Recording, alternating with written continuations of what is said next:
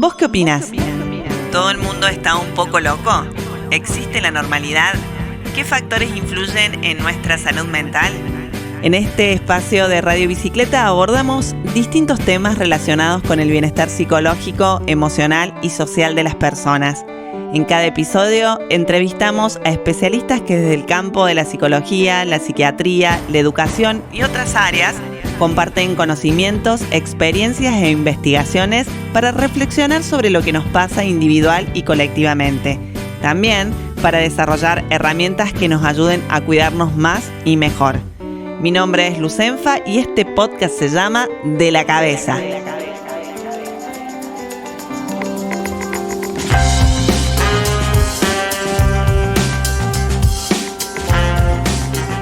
¿Qué nos pasa con las elecciones nacionales, provinciales y municipales este año?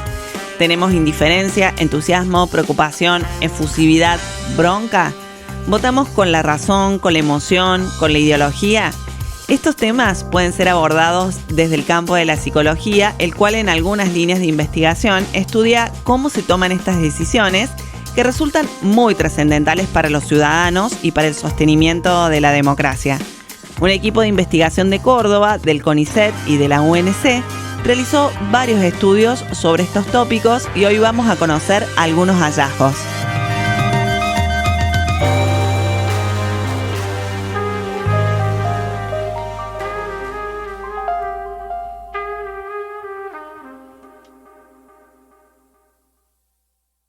Nos interrogábamos anteriormente sobre qué nos pasa al electorado cuando vamos a votar, sobre cuáles son los sentimientos y los pensamientos que hacen que elijamos una u otra lista, una u otra propuesta. El equipo de Psicología Política del Instituto de Investigaciones Psicológicas del CONICET y la Universidad Nacional de Córdoba hace tiempo que viene desarrollando estudios sobre estos temas. En De la Cabeza tuvimos la posibilidad de dialogar con Daniela Alonso, doctora en Psicología e integrante de este espacio. En la conversación, Daniela nos comentó algunos aspectos a considerar, como por ejemplo, cuáles son las variables psicológicas que influyen con más fuerza en el voto de la población cordobesa durante las elecciones. Bueno, con respecto a las variables que mejor nos permiten, digamos, de alguna manera predecir el voto o entendemos que pueden tener una influencia en esa decisión, han habido a lo largo de la historia distintos modelos, digamos, teóricos para explicarla y han ido variando conforme las culturas políticas, digamos, el escenario político también se ha ido transformando.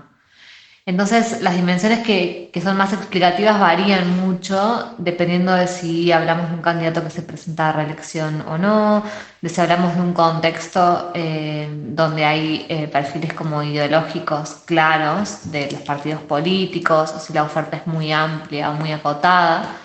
Y también del contexto en particular, ¿no? En periodos de crisis es más razonable que las variables vinculadas a la evaluación de la gestión, a la percepción de la economía, a la situación social en general, adquieran un poco más de relevancia y que otras dimensiones, digamos, más vinculadas a los propios candidatos y candidatas o a las cuestiones más emocionales o ideológicas, por ahí tengan más preeminencia en otros contextos.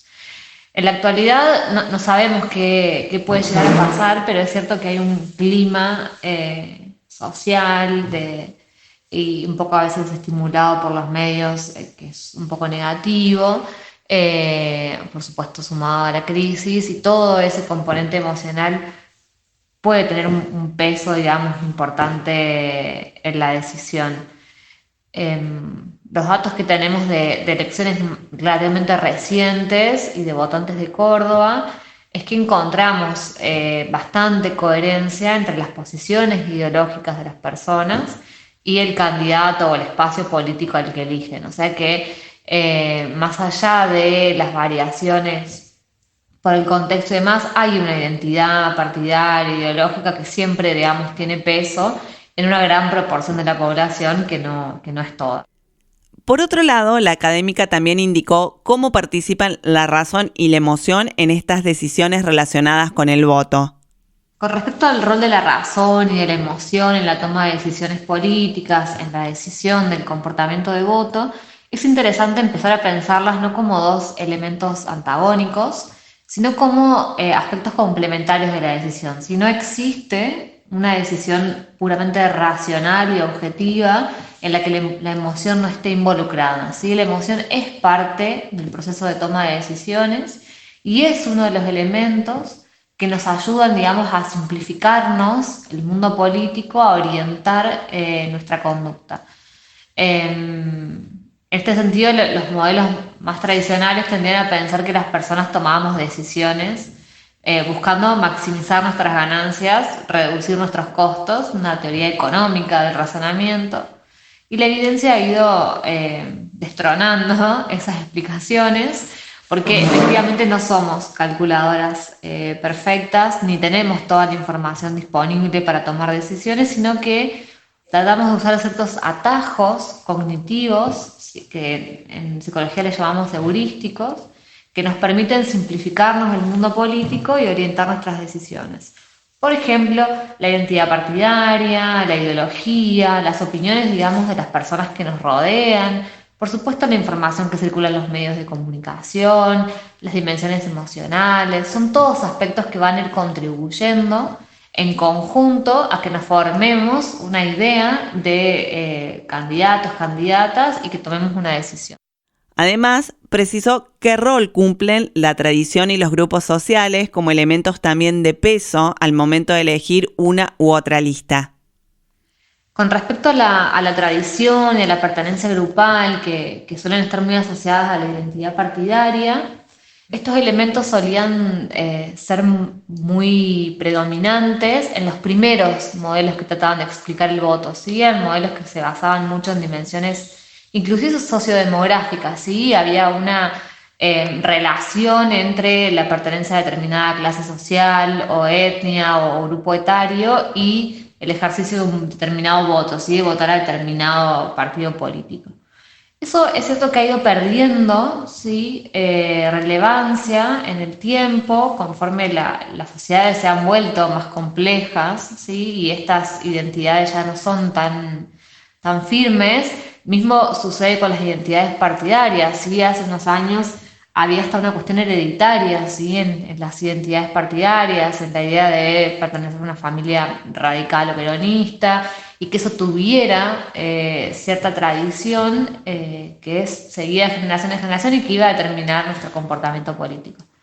Esas variables hoy están más discutidas y tienen un peso relativamente menor, pero me parece que vale la pena contemplarlas, ¿sí? Porque efectivamente la evidencia que tenemos dice que las identidades partidarias sí se relacionan, ¿sí? Con el comportamiento de voto y que todavía, si bien las generaciones más jóvenes tienen cada vez menos cercanía con los espacios políticos, con los partidos, todavía hay una gran proporción de la población que tiene al menos más simpatía o se identifica más con un grupo político determinado y eso impacta en su decisión de voto. O sea que yo no me apresuraría a, digamos, dejar de considerar estas dimensiones, digamos, más tradicionales y más vinculadas al identitario.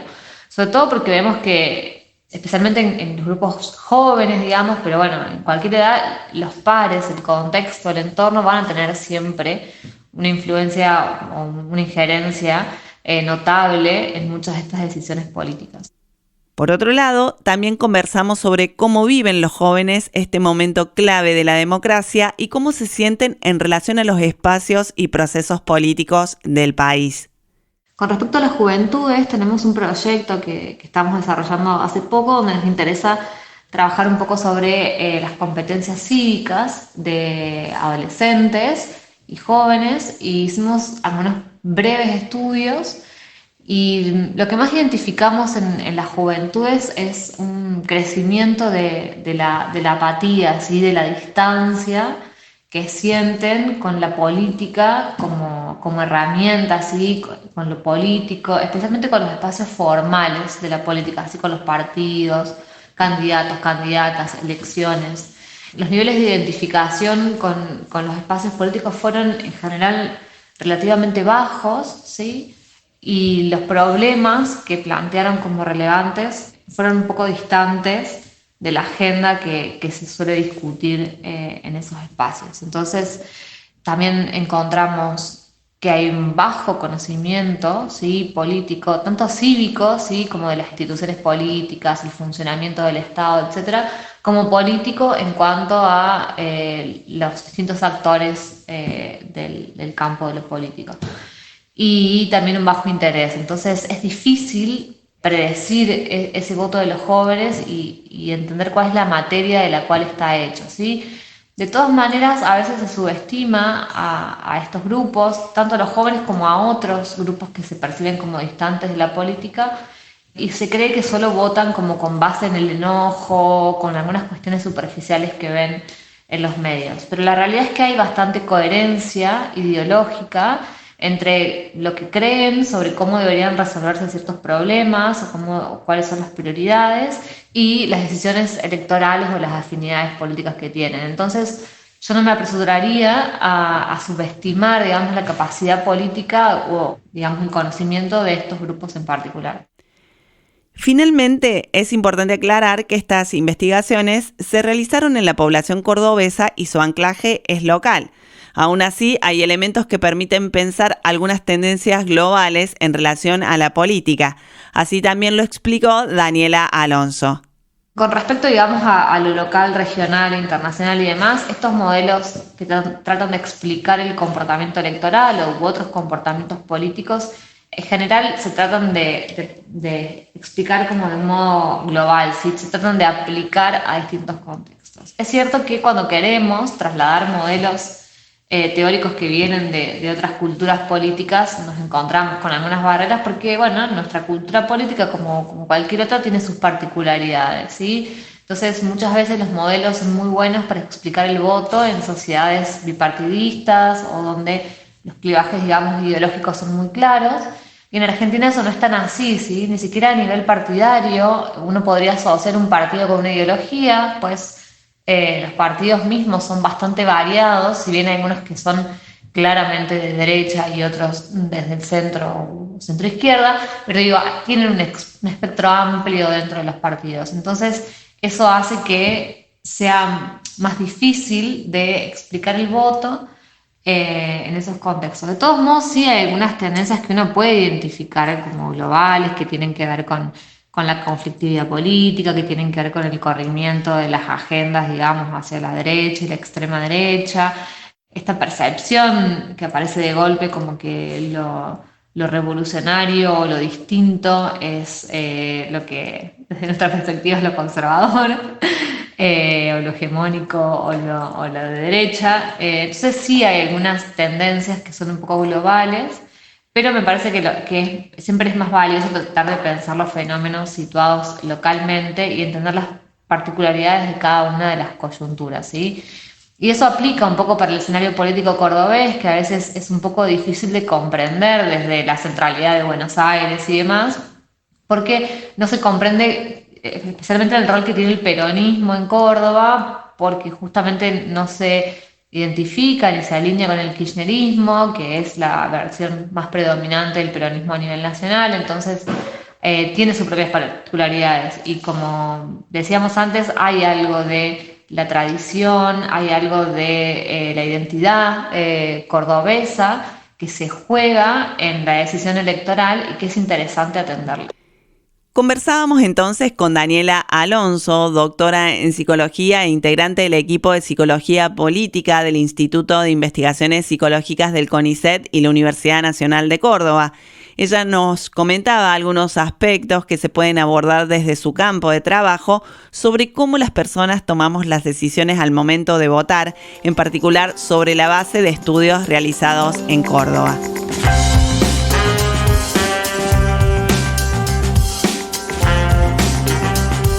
Claramente, emitir el voto no es tarea fácil, pero esta experiencia no tiene el mismo peso para todas las personas. Habrá quienes lo vivirán como un trámite, mientras otras personas irán a votar con información y convencimiento respecto de su elección. Otro grupo quizás dudará. Tal como lo explicó anteriormente la doctora en psicología Daniela Alonso, la emoción y la razón se unen en este acto cívico que resulta un momento central de la democracia. Además, la tradición de los grupos a los que pertenece la persona, la realidad que atraviesa y las tendencias políticas globales también influyen al momento de elegir. Un tema interesante para seguir reflexionando y analizando en próximos episodios. Mi nombre es Lucenfa y este fue el primer capítulo del podcast De la Cabeza para Radio Bicicleta. Hasta pronto.